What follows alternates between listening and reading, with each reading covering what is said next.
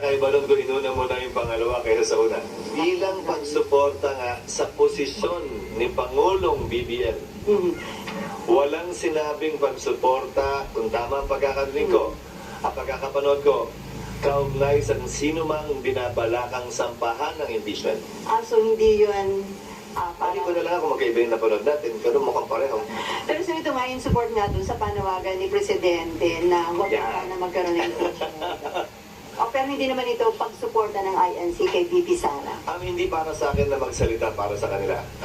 Iniinterpret ko lamang yung kanilang sinabi base sa mga salitang ginamit na ito'y pagsuporta sa posisyon at pananaw ni Pangulong Marcos na hindi makakabuti ang impeachment sa ating bansa sa panahong ito. So ito nga mangyayari, malukang rally ng INC, patunay na talagang very divisive itong impeachment. Marahil patunay na ayaw nila tulad ng maraming Pilipino na magkawatak-watak tayo kung kailan maganda na sana ang takbo ng ating bansa. At marahil posisyon ito na hindi dapat madiktahan ng isa, dalawa o tatlong tao kahit pinuno pa natin sila na magkahiwa-hiwalayan o magkawatak-watak tayo.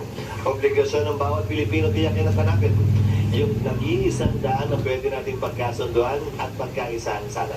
Imbis na pilit natin hinahanap yung pag-aawayan natin, pagkakawatak-watak natin at hindi natin pagkakasundo-sundo.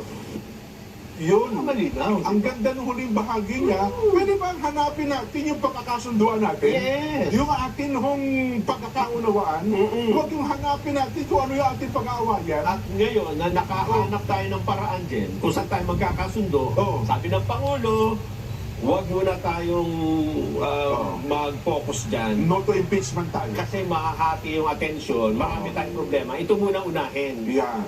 Doon ba sa pahayag ng Pangulo na yon ay magagalit ang Vice President yan? Ay, hindi. Hindi, di ba? Oo naman. Okay na sa kanya yun, di Oo ba? naman. Ang Pangulo, magagalit ba siya doon sa kanyang sariling pahayag? Naturalin niya. Hindi. So, yung posisyon na yon ay pwede nilang magkasunduan. Yun na nga. Pupunta tayo doon at tayo ay, tama yan, dito rin tayo, nakikiisa kami sa inyo. Oo. Ito Kaya lang, mo sa babanggitin ng isa, isang paraan niya, hindi niya, parang gusto nilang sabihin, kayong dalawang kamuting kahoy, mali kayo eh. Oo. Hindi tama yung sinasabi ninyo. yung mga nanonood yan, Oo. alam na ngayon kung sino talaga ang ayaw makinig sa katotohanan at sa tama. Kahit Kapag pa- yung tama ay labag sa kanilang gustong mangyari, Hindi tama niya yun. Tama yun. Hindi sa ayon sa gusto ko hindi eh. na kami makikipag-argumento sa inyo. Kahit pa kayo abogado, hindi, suko kami sa inyo. Kami ganun ang stand Isa ninyo. na lang ang sasabihin namin. Oo. Hindi, sinarado niyo ng isip niyo sa tama, di ba? Ang sabi niya kasi meron siyang dagdag na paliwanag. Hindi ibig ba sabihin na niya, pipigilan na natin ang kongreso na tuklasin yung mga paratang na natuklasan nila. May narinig ba kayong ganun sa amin? Wala po ata.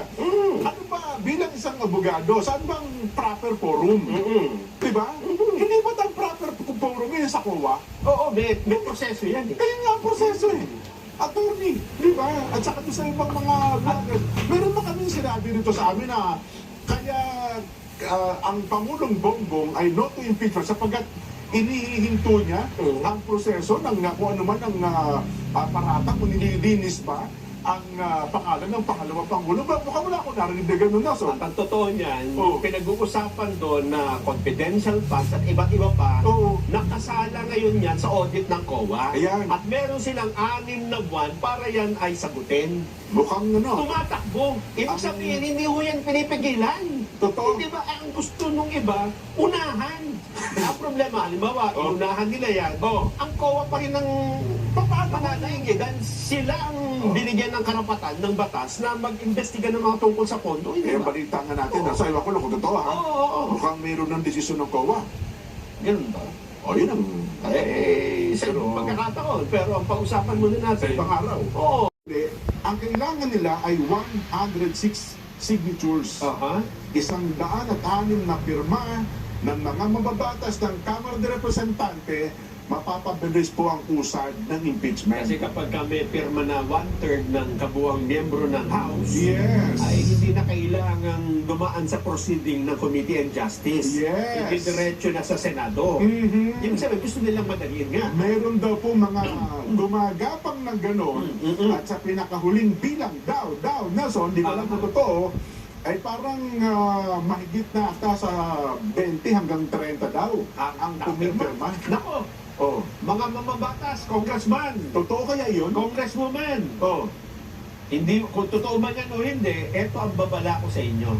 oh, May babala ko, ako mismo ha. Oo. Ito, personal kong opinion to ha. oo. Kapag ka kayo pumirma dyan, mawawala ang mahalagang endorso sa inyo Ba, teka. Endorso nila yan. ng Pangulong Bongbong Marcos. Ayun naman talaga. Kokoy Villamin po pumirma. Oo. Hindi katanggapin yan. Oh, halimbawa, Hindi valid yan. halimbawa, ikaw si Congressman Jen Subarjaga. Opo. Pupunta ka dun sa palasyo, Jen. No? Opo. Nakipag-appointment ka eh. Oo. Sinalubong ka. Sabi ko, Mahal na Pangulo. ako yung Pangulo. Opo, mahal na Jen, Pangulo. napunta ka rito. Ano bang sadya mo? mahal na Pangulo, neck to neck po ang laban namin doon sa probinsya. Higpit po ng kalaban. Ang Bakit? galing po. Tsaka, Malaki na bang leg ng kalaban mo doon? oo. Mukhang mauna po. Marami pong... Diretso mo na marami kung ang gagawin. Ano bang gusto mo kailangan mangyari? ko po ng endorso ninyo para sa aming mga Gusto mo, kababayan.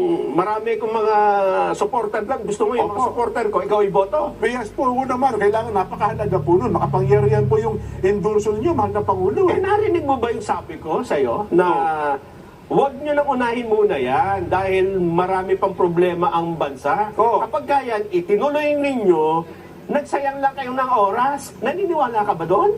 Opo, pero pumirma po ako, Pangulo, doon sa ano eh. Pag sumihingi ka kayo ng tulong sa akin? Nako. Ng suporta ko?